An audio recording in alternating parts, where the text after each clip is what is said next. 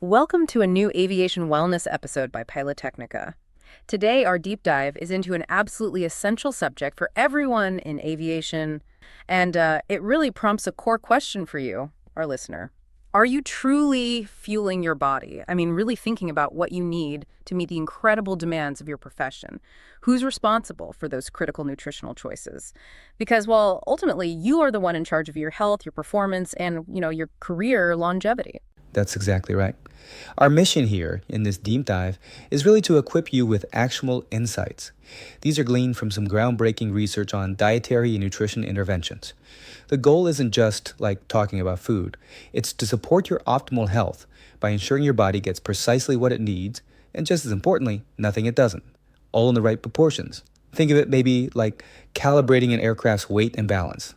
So a perfectly balanced plane ensures a smooth, efficient flight. Taking charge of your diet ensures you're set for optimal performance throughout your life and your career. That analogy really hits home, especially for aviation professionals. We know how critically important peak health is, particularly for anyone needing to maintain that medical license. Whether you're a pilot, cabin crew, or an air traffic controller, your body simply needs high-quality fuel to function effectively, especially under pressure. We've distilled quite a bit of extensive research for this, looking at food quality, caloric intake, and those crucial macronutrients, protein, fat, and carbs, into practical takeaways.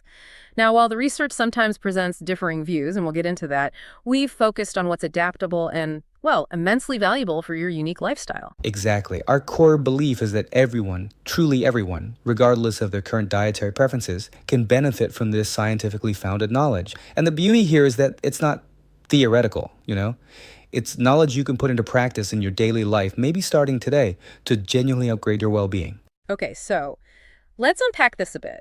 Beyond just, eating healthy, what's the fundamental mission of a well-balanced diet, particularly for someone whose job demands consistent alertness and, frankly, high-stakes decision-making? What are the real non-negotiables here? That's a perfect way to frame it, because for aviation professionals, a balanced diet isn't just about feeling good, it's absolutely about peak performance.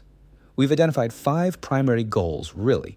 First, it's about maintaining vital function. This means supplying the essential nutrients for cellular repair, keeping your immunity robust, and ensuring your organs are functioning optimally. For someone in aviation, this translates directly to, well, fewer sick days, faster recovery, and consistent cognitive clarity. Right, so that's the absolute foundation for staying sharp and on duty. Makes sense. What's next on that list? Second, a balanced diet is crucial for supporting energy and metabolism. This is about getting the right macronutrient intake and balancing that caloric consumption. You need sustained fuel to meet the physical and mental demands of your job without overdoing it. You want to avoid those energy slumps or feeling sluggish during long shifts. Right? Third, and this is really crucial for career longevity, is promoting long-term health and preventing chronic diseases. We're talking about conditions like diabetes, heart disease, even certain cancers that can directly impact your medical certification. And a key part of this is nurturing your gut health through things like fiber, probiotics, and prebiotics.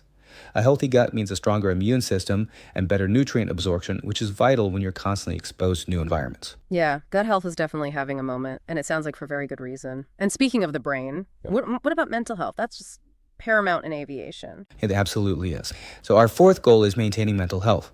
Nutrients like omega-3 fatty acids, magnesium, various B vitamins, they're fundamental for optimal brain function, mood stability, and importantly, stress resilience. And crucially, keeping your blood sugar levels balanced directly impacts your ability to focus, manage stress, and maintain emotional equilibrium. These are all completely non-negotiable for high-pressure aviation roles. Wow, that's a huge connection. Linking diet not just to physical health, but directly to cognitive function and emotional resilience under pressure. That's powerful. And finally, performance is always key, isn't it? Absolutely. The fifth goal ties it all together. Enhance physical performance. This encompasses supporting muscle recovery, ensuring proper hydration, boosting endurance, and maintaining that sharp cognitive stamina you need for all those demanding professional tasks. Plus, proper nutrition plays a vital role in preventing fatigue and injury, which, let's face it, can be a real risk with demanding schedules and crossing time zones. Okay, this next point often sparks a lot of debate. The idea of a best diet. You see all these different diet philosophies out there, each claiming to be the answer. What does the research really tell us about individual nutritional needs? Is there some kind of single magic bullet, or are we actually designed to adapt? And, well, what does that mean for us navigating erratic schedules and diverse food options? It's a fascinating area, definitely. And the research is actually quite clear on this. There is no singular best diet that works for every single human being in every circumstance. It just doesn't exist.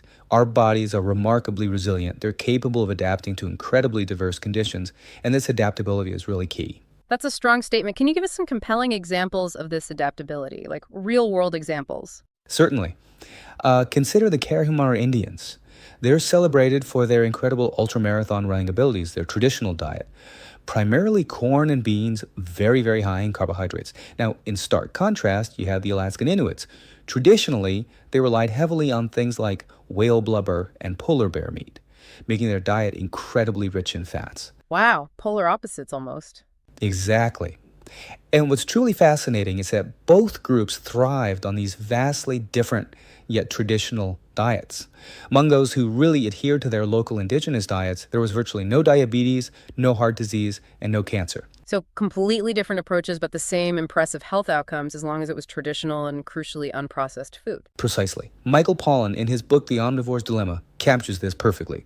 He notes, it's amazing how much variety exists in diets that allow people to thrive, except for the American diet, the standard American diet, which is full of processed packaged foods. And that's the sad reality for so many now, isn't it? Even those traditional communities like the Tarahumara and many Alaskan and Inuit communities are now consuming more of these low-quality packaged processed foods.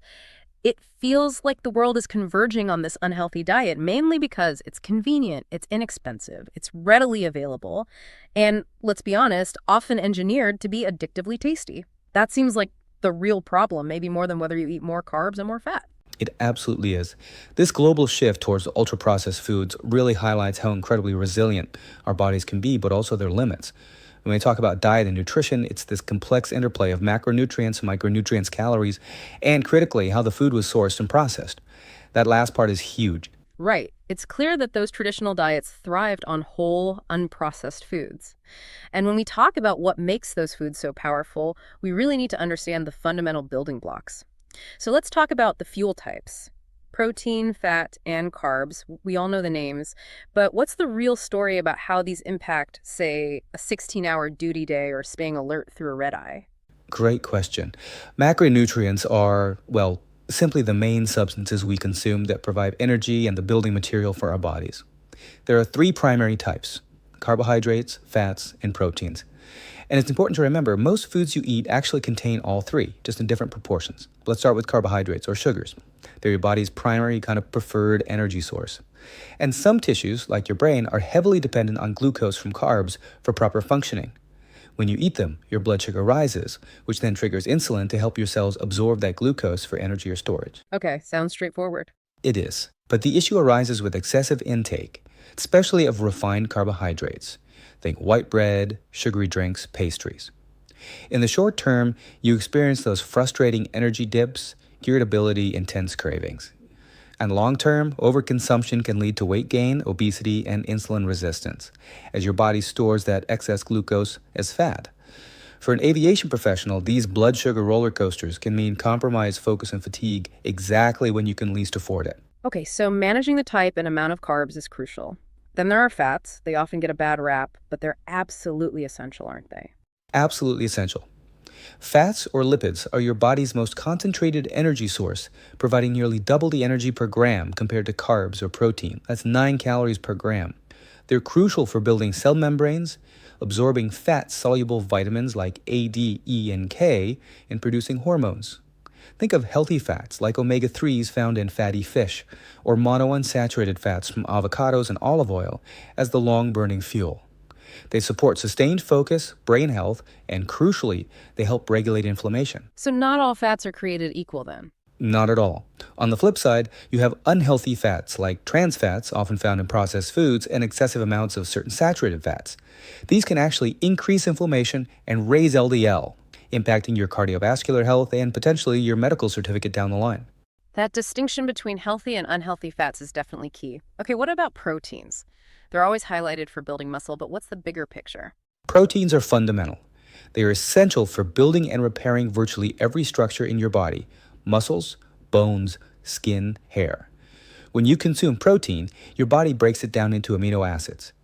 These are the essential building blocks for tissue repair, muscle building, and regulating countless bodily functions, including making enzymes, hormones, and neurotransmitters for mood and cognitive function. Some amino acids, called essential amino acids, must come from your diet because your body can't synthesize them. While plants are good sources, the quality, meaning the proportions and availability of these essential amino acids, technically favors meat sources. Okay, and storage. You mentioned storage for carbs and fats. Right, here's a crucial point, especially for someone with unpredictable schedules. Your body has essentially infinite storage capacity for fat and limited storage for carbohydrates as glycogen, your liver and muscles. Your body has no designated storage depot for protein or amino acids. You need a consistent supply through your diet. If you skip protein-rich meals regularly, your body might have to break down its own tissues, like muscle, to get the amino acids it needs. This obviously impacts recovery, strength, and overall resilience. So consistent protein intake is really important. Okay, we've got the big fuels-covered carbs, fats, proteins. But what about the finishing touches, those micronutrients, vitamins, minerals? Why are these tiny players so vital for us? Micronutrients. They might be micro in quantity, but they're macro in importance. These are essential minerals like magnesium, copper, iron, manganese, sodium, potassium, and of course vitamins. They're widely found in whole food like meats, nuts, seeds, vegetables, legumes. You don't need huge amounts, but they are absolutely critical. They don't provide energy themselves like the macros do, but they act as cofactors or components in almost every single biochemical reaction happening in your body constantly. Can you give an example? Sure. Take magnesium, for instance. You find it in things like dark chocolate, bananas, nuts, seeds. It's critical for over 300 enzyme systems, including muscle function, nerve transmission, blood glucose control, and even stress management, all vital for an aviation professional under pressure. They basically ensure the macros you're consuming can actually be used efficiently by your body. Got it. They're like the spark plugs for the engine. Okay, let's tackle what you called the stealth enemy in our food. Added sugar. It seems like it's everywhere. And for aviation professionals, its impact can be far more insidious than just cavities, right? How does it really mess with our bodies and our performance? It really can. First, let's define it. Added sugars are sweeteners introduced during food processing or preparation.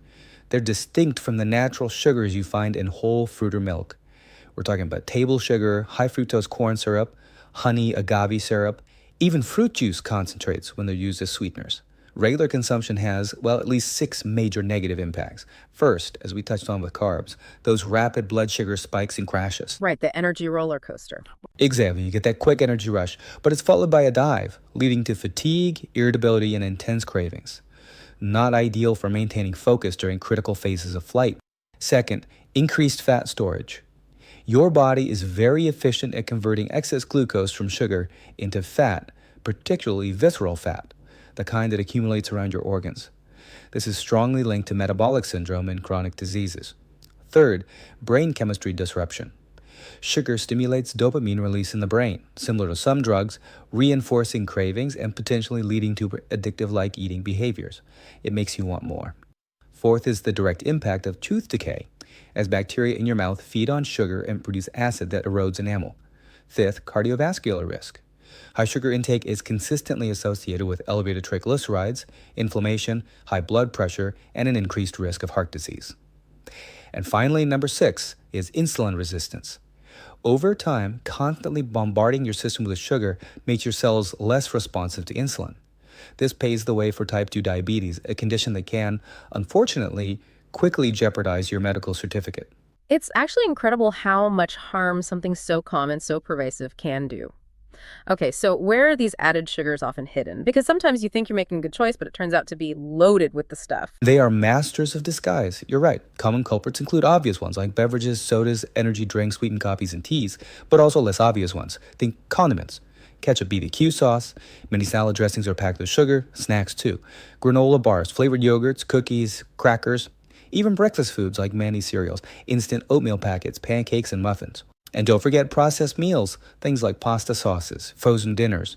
Shockingly, even foods marketed as healthy or low fat, like some protein bars, smoothies, and especially fruit juices, often compensate for the lack of fat or flavor by loading up on added sugar.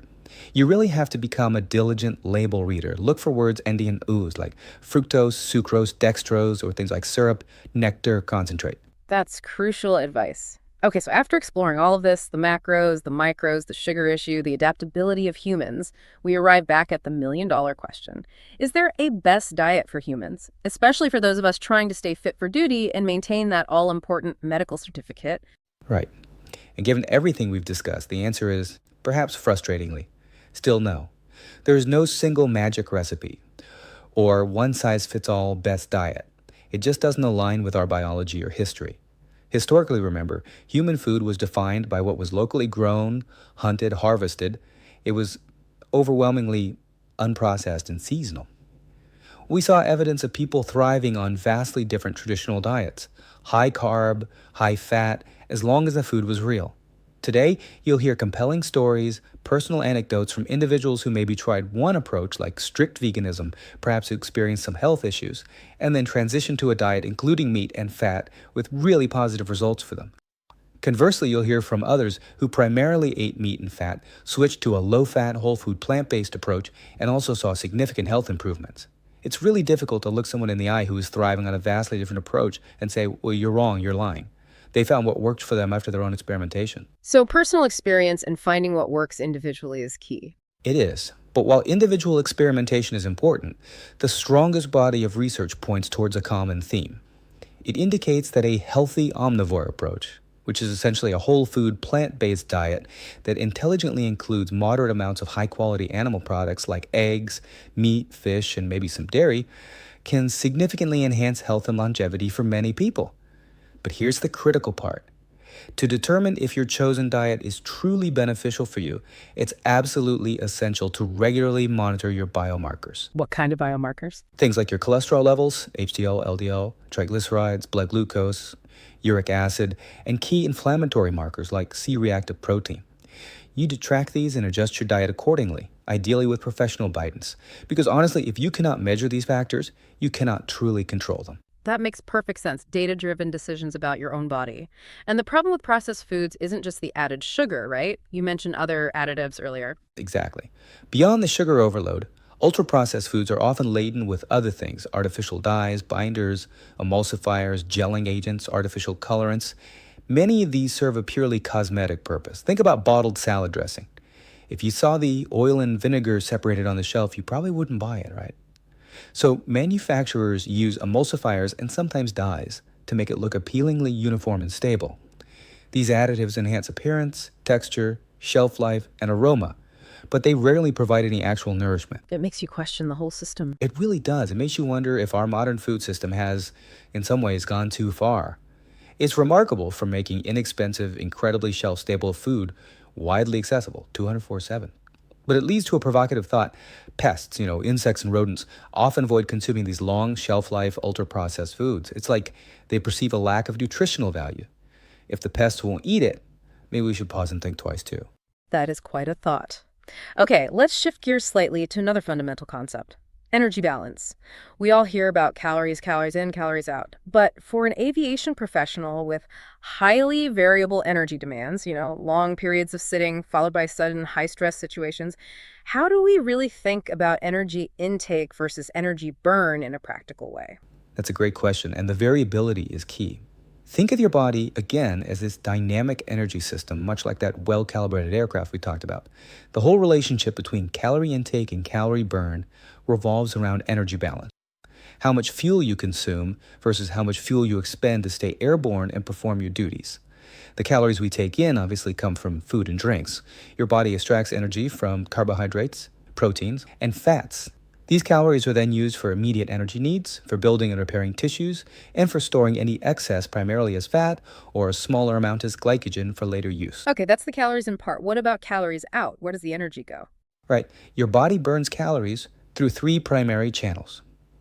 First, and this is the largest chunk for most people, is your basal metabolic rate, or BMR. This is the energy your body uses at complete rest, just for essential functions: breathing, keeping your heart beating, maintaining body temperature, cellular repair, basically just keeping the lights on. Second is the thermic effect of food, or PF. This is the energy required to actually digest, absorb, and metabolize the food you eat. It averages around 10% of your total calorie intake, varying slightly depending on the macronutrient composition of your meal. Protein actually has a slightly higher TEEF. Interesting. And the third one? The third channel, and those variable one, especially for people with active or demanding jobs, encompasses all physical activity. This includes structured exercise like going to the gym, but also all your daily movement, walking to the airport terminal, performing pre-flight checks, managing controls, even just fidgeting. So putting the in and out together, what does that mean for our weight and, maybe more importantly, our sustained energy and health? This brings us neatly to the energy balance equation. It's pretty simple physics, really. A calorie surplus occurs when you consistently consume more calories than you burn. Over time, this leads to weight gain, as the excess energy is primarily stored as fat. Conversely, a calorie deficit means you consistently burn more calories than you take in. This results in weight loss, as your body needs to tap into its stored energy reserves, mainly fat, to make up the difference. The ultimate dietary goal, particularly for maintaining your flight fitness and overall health, should be to balance this equation for a healthy weight and, crucially, those optimal biomarkers we talked about. This ensures you have consistent, high-quality energy without carrying excess baggage, literally. That's a really clear explanation of calories and energy balance. Now let's move to another vital component we briefly touched upon earlier, fiber. What exactly is the role of fiber in the diet, and why is it consistently highlighted as so important for overall health, especially for our listeners dealing with travel and irregular schedules? Okay, fiber is huge. But before we dive specifically into fiber, it's almost impossible, and frankly irresponsible, not to first talk about the gut and the microbiome. They are intimately connected. The gut, your gastrointestinal tract, its primary roles are pretty obvious: digestion, breaking down food; absorption, getting nutrients into your bloodstream; excretion, getting rid of waste. But critically, it also acts as a major frontline immune defense against pathogens entering with your food. Okay, the plumbing and the security gate. But you mentioned the microbiome. That seems to be the really exciting part everyone's talking about now, that bustling metropolis of microorganisms. What exactly is it, and how does it influence our health beyond just digestion? It truly is the star of the show. The gut microbiome is this vast, incredibly complex ecosystem containing trillions, literally trillions of microorganisms. We're talking bacteria, viruses, fungi, archaea, all living primarily in your large intestine. Each species plays a specialized role, and collectively they influence your health in at least 5 profound ways that directly impact an aviation professional's well-being and performance. First, metabolic regulation. These microbes ferment undigested dietary fiber. This is where fiber comes into beneficial compounds called short-chain fatty acids like butyrate. Butyrate is the preferred fuel for your colon cells, helps regulate inflammation throughout your body and not just in the gut, and they even synthesize essential nutrients like vitamin K and certain B vitamins right there in your gut. Second, immune system modulation. Your gut microbiome essentially trains your immune system from birth. It helps immune cells learn to differentiate between beneficial microbes and harmful pathogens, and it generates antimicrobial compounds to suppress invaders. For someone constantly traveling, exposed to new bugs in different environments, a well-trained, robust immune system supported by a healthy microbiome is your absolute best defense against getting sick. Third is the incredible gut-brain axis. This is fascinating. Your gut and brain are in constant communication through a network involving the vagus nerve, neurotransmitters like serotonin, much of which is produced in the gut, and immune signals. This communication directly influences your mood, your cognition, stress response, even behavior. It's often called your second brain for a reason. A healthy gut is crucial for sharp decision-making, clear thinking, and managing stress effectively under pressure. The second brain. I love that. And it impacts so much of how we feel and perform day to day. Amazing. What else? Fourth, the microbiome ensures barrier integrity. It helps fortify the lining of your gut, acting like mortar between the bricks of your intestinal cells. This helps prevent leaky gut syndrome, a condition where unwanted substances like bacterial fragments or undigested food particles might escape into the bloodstream, potentially triggering inflammation and other systemic issues. And finally, fifth, it plays a critical role in inflammation and disease risk. A balanced, diverse microbiome generally helps reduce systemic inflammation. Conversely, dysbiosis, that's an unhealthy imbalance in your gut's microbial community, has been linked to a huge range of health issues: obesity, type 2 diabetes, inflammatory bowel disease, autoimmune disorders, allergies, and even neurodegenerative diseases like Parkinson's and Alzheimer's. Maintaining gut health is really foundational for preventing diseases that could impact your medical fitness. That's a seriously powerful argument for taking care of our gut microbes. Okay, so now where does fiber, that indigestible carbohydrate, fit squarely into nurturing this vital ecosystem? Fiber is the preferred food for many of those beneficial gut bacteria. It's a type of carbohydrate that your body's own enzymes can't digest. So, unlike sugars and starches that get absorbed higher up, fiber travels down to your large intestine mostly intact, ready for the microbes to feast on. There are two main types we talk about: soluble fiber, which dissolves in water to form a gel-like substance. You find this in oats, apples, citrus fruits, beans, and peas. And insoluble fiber, which doesn't dissolve but adds bulk to the stool and helps things move along more quickly, found in whole grains, nuts, seeds, and the skins of many fruits and vegetables. And why is getting enough fiber so crucial? What are the direct benefits? Fiber quietly supports your body's balance and health in 5 key ways, directly relevant to aviation pros. First, digestive health. It promotes regular bowel movements, helps prevent constipation, which can be a real issue with dehydration and sitting on long flights, and reduces the risk of diverticulosis. And crucially, it acts as a prebiotic food for your beneficial gut microbiota, helping them thrive. Second, it contributes significantly to satiety and weight management. Because it slows digestion and adds bulk, fiber helps you feel full longer after eating. This can reduce overall calorie intake without you feeling deprived, making it easier to manage hunger and resist unhealthy snacks during long shifts or layovers. Feeling full longer definitely helps with managing hunger and those inevitable cravings, yeah. Indeed. Third, blood sugar control. Soluble fiber in particular slows down the absorption of glucose into your bloodstream after a meal. This helps stabilize your blood sugar levels and insulin response, which is absolutely critical for avoiding those sudden energy crashes and maintaining steady focus during critical phases of flight or ATC work. Fourth, cholesterol regulation. That gel formed by soluble fiber can bind to bile acids, which are made from cholesterol, in your digestive system and help escort them out of the body. This prompts your liver to pull more cholesterol from your blood to make new bile acids, effectively helping to lower LDL. This directly supports cardiovascular health, which is vital for your medical certification.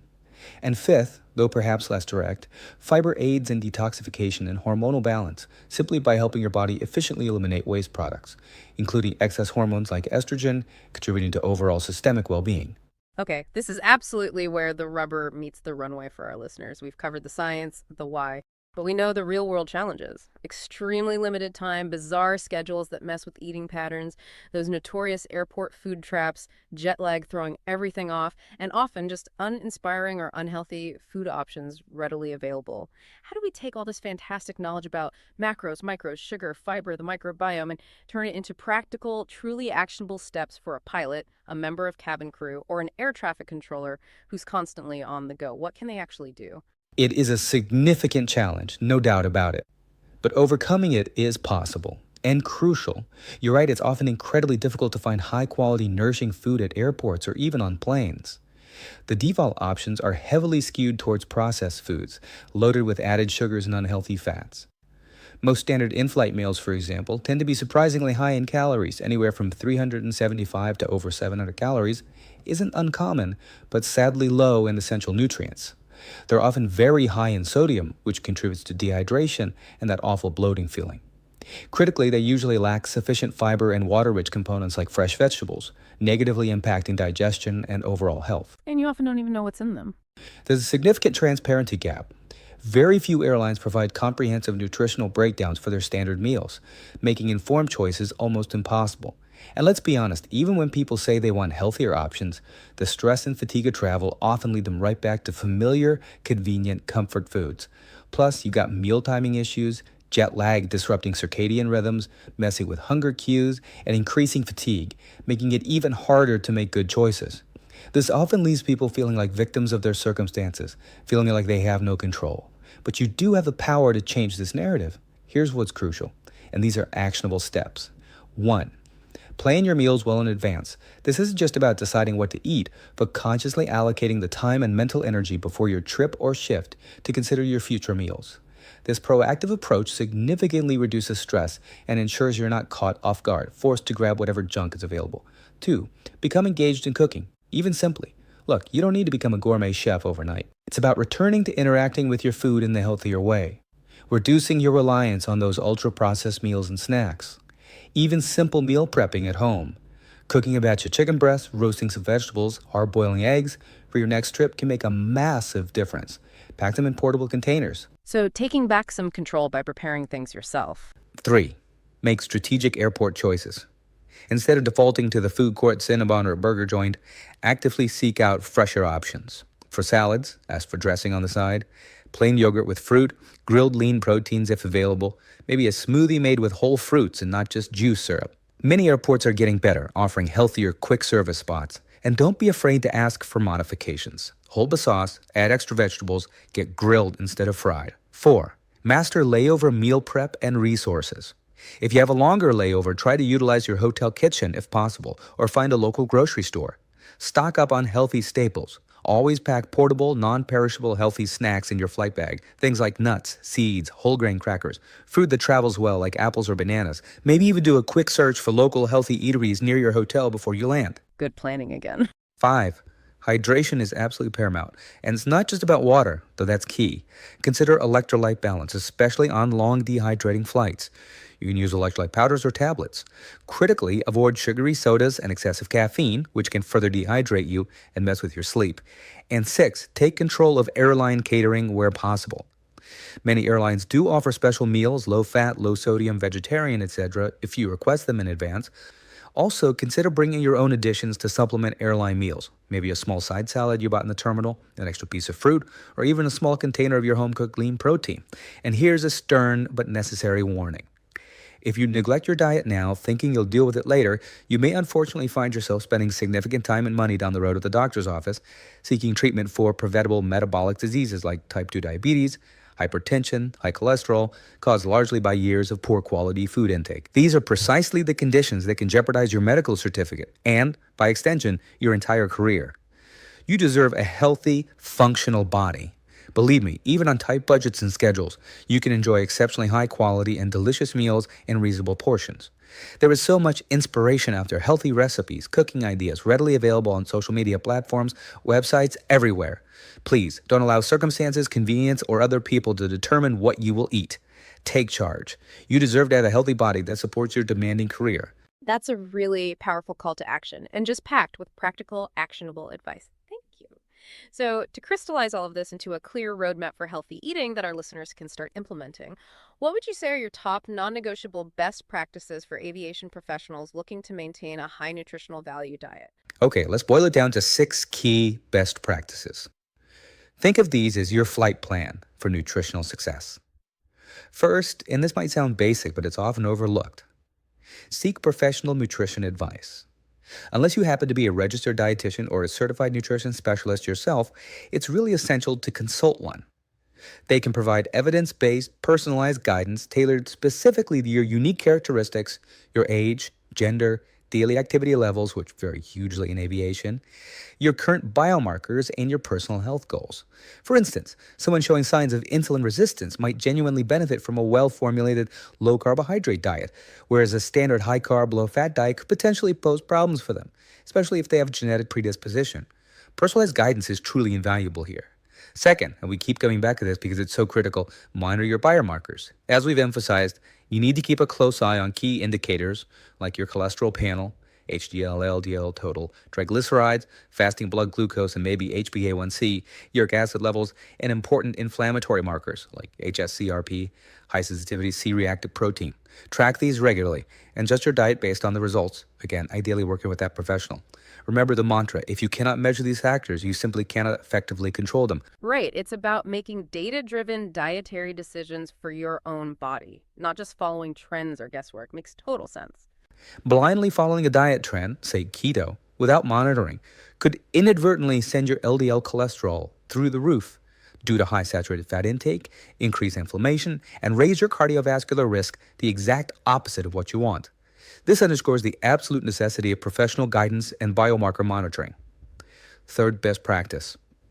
Educate yourself to identify low-quality and ultra-processed foods. Become a savvy consumer. When you're at the supermarket, grabbing something at the airport, or even looking at an in-flight menu description, meticulously check the nutritional information and ingredient lists on product labels whenever possible. Look out for those hidden added sugars. Remember O's, syrup, nectar, refined grains like white flour, unhealthy fats, partially hydrogenated oils or trans fats, and that long list of ultra-processed additives. A good rule of thumb: if you can't pronounce half the ingredients or the list is longer than your arm, maybe put it back. Choose whole foods, fruits, vegetables, whole grains that actually contain fiber, legumes, nuts, seeds as the foundation of your diet. And please, limit or completely avoid sugary drinks. They offer zero nutritional value and are arguably one of the worst offenders for metabolic health. There's plenty of guidance online to help you spot these things. Fourth, seek pasture-raised meat if you include meat in your diet. Think of this as upgrading your protein from economy to first class. Why? Because pasture-raised meat, from animals raised primarily on grass, offers a powerful combination of nutritional benefits compared to conventionally raised grain-fed meat. It's generally richer in beneficial omega-3 fatty acids, which support heart health and help reduce inflammation. It boasts a superior overall fat profile, often with lower levels of saturated fats linked to cardiovascular disease prevention. Plus, many people find it easier to digest, likely due to the absence of routine hormones and antibiotics used in conventional farming. It's better for you, often better for the animal, and better for the environment. Quality over quantity seems to be a recurring theme. And fiber, again, I assume. It sounds like that keeps coming up as non-negotiable. Absolutely yes. Eat more fiber, primarily from vegetables and fruits. We've talked a lot about the microbiome. Loading up on diverse, colorful vegetables and fruits is one of the best ways to nurture those beneficial gut bacteria. Plus, they deliver a huge payload of essential vitamins, minerals, and antioxidants alongside that crucial fiber. Think of them as the unsung heroes packing your plate with health. And finally, sixth, it's crucial to manage your portion sizes. This isn't just about calorie restriction, but about prioritizing nutrient density over sheer calorie volume. Aim to create balanced meals that include adequate protein, healthy fats, and complex carbohydrates from whole food sources. Focus on the quality of the calories you consume, ensuring they deliver the nutrients your body needs to perform optimally. And one final but absolutely vital cautionary note tied into that first point about professional advice. Please don't attempt any significant or extreme dietary changes based solely on something you saw on social media or read in the magazine, without professional supervision. Influencers often share oversimplified hacks or promote restrictive diets without addressing the complex nuances, potential risks, or individual needs. Extreme diets are rarely sustainable and frankly unlikely to benefit your health in the long run. They can sometimes even cause harm, messing up your metabolism or creating nutrient deficiencies. There are much more balanced, sustainable options available, like that well-formulated healthy omnivore approach we discussed, focusing on whole plant-based foods with moderate amounts of high-quality animal products. Remember, you can make unhealthy choices on any diet pattern. You could be technically vegan but live on Coke, French fries, and Oreos, clearly not healthy.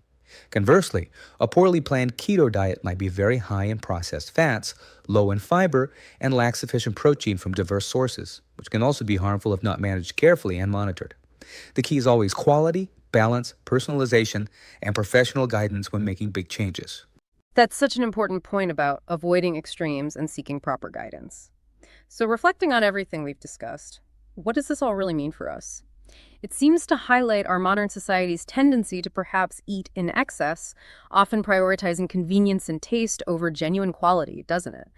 And the consequences are stark, with widespread cardiovascular, metabolic disease, and even cancer rates rising. And the encouraging flip side is that there's a growing body of data strongly suggesting that by making a conscious effort to consume less overall, focusing more on appropriate portion sizes, while intensely prioritizing high-quality, nutrient-dense, unprocessed food, you can effectively maintain a healthy body weight while significantly promoting your overall health, boosting your energy levels, and enhancing your long-term vitality and resilience. It's about quality and appropriate quantity. It really drives home the idea that every single bite is a choice to fuel your body, not just to survive the demands of your job and life, but to truly thrive. We hope to see you again in the next Aviation Wellness episode by Pilot Technica.